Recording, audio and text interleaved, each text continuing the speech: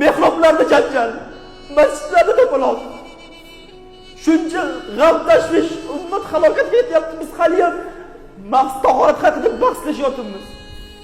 Bir-birimizni usan deb yotibmiz. Alloh azza va jalla oldiga borganda nima deymiz? Sen jahannamga eding desa nima deymiz? Sen jannatga qilmaganman, jahannamga eding desa nima deymiz?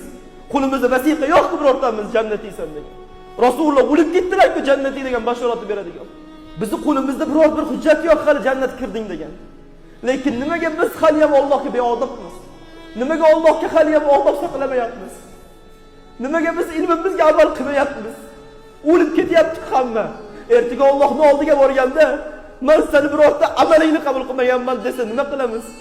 Biz uni jahannamiy degan odamimiz jannatga ketib qolsa nima qilamiz?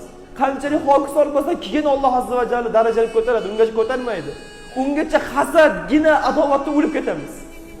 Ungacha hasadda o'lib ketamiz. Ilm, aqllar bir-biriga hasad qilyapti. Alloh saqlasin, qiyomatda nima deb javob beramiz?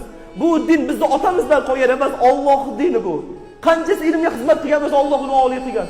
Alloh dinni oliy qila olmagan birortasi. Birortamiz oliy qila olmaymiz. Lekin Alloh uni oliy qiladi agar u Alloh uchun ilm o'rgansa, Alloh uchun ilm tarqatsa, mol dunyoni ko'zlasa, to'yni ko'zlasa, ehsonni ko'zlasa, ishlab turay faqatgina to'yga borishim kerak desa, Alloh uni xor qiladi. Agar bu dindan, masjiddan, ilmdan, Qur'ondan, Allohning yo'lida emas, balki nafsimiz yo'lida foydalansak, Alloh bizni xor qiladi qiyomat kunida. Lekin biz qancha xato qilyapmiz? Bu dinni qanday qilib oyoq osti qilib olyapmiz? Bu dindan o'zimiz nafsimiz yo'lida qanchalik foydalanyapmiz? Ertaga Allohning oldiga borishni o'ylashimiz kerak-ku.